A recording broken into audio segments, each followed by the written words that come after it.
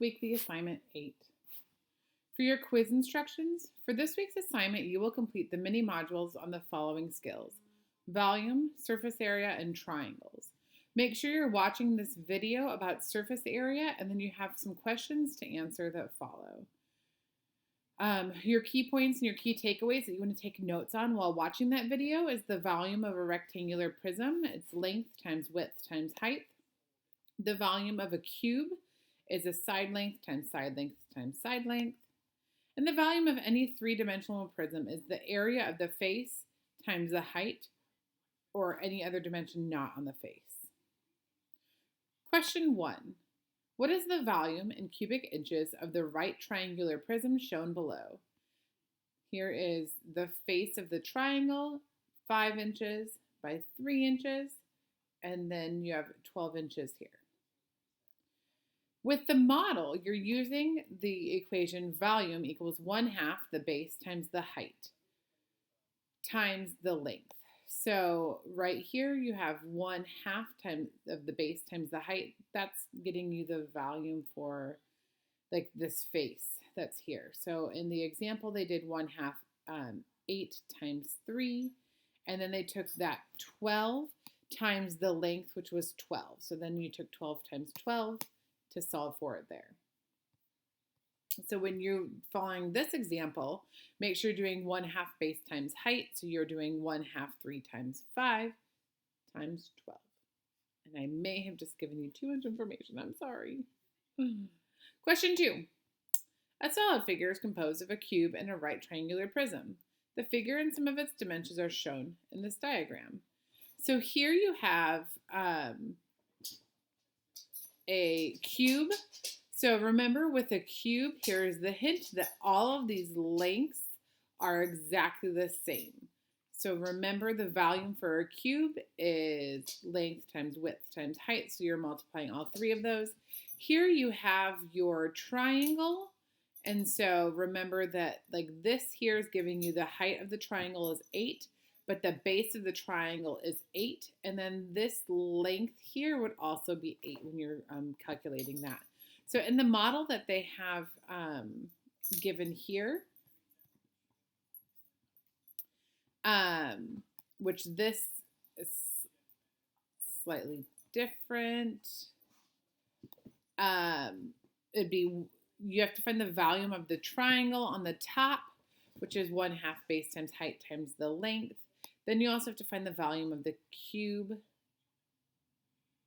which this example, this is a volume of a rectangular prism, but a cube, all of those sides would be the same. So length times width times height. So you would plug in your numbers from this formula to solve for it.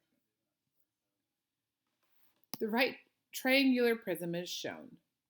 What is the volume in cubic inches of the triangular prism? Remember, you're using the equation volume equals 1/2 base times the height times the length.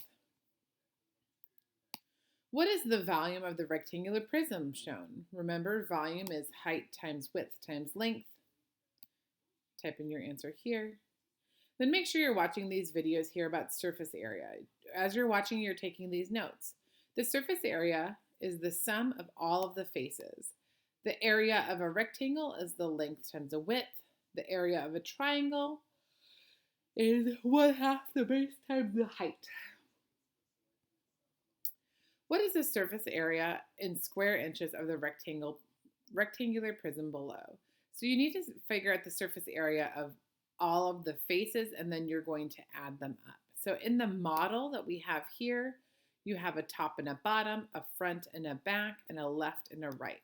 So you're calculating each of those exact sides. With a rectangle, your left and your right are the same, your front and your back are the same, and your top and your bottom are all the same. So you would go through and you would calculate each of those faces. Make sure that if it helps you even more, that you would label each of these. Like, so I would label this your length, your height, and your width. And then that way, when you're going through and you're calculating, you're making sure that you're using the right numbers in the right spot. And then you can come up with your surface area.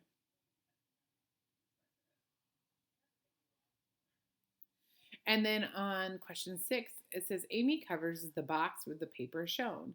What is the surface area of the box? Same thing, you need to calculate the surface area for all of the faces and then add them up. Question 7, two ends of the triangular prism are equilateral triangles. The measurements are given and shown to the nearest tenth of a centimeter. So an equilateral triangle means that all of these lengths on the triangle are going to be the same, and then you're given the height here. So remember, you need to calculate the surface area of the face of the triangles and then the surface area for the face of the rectangles.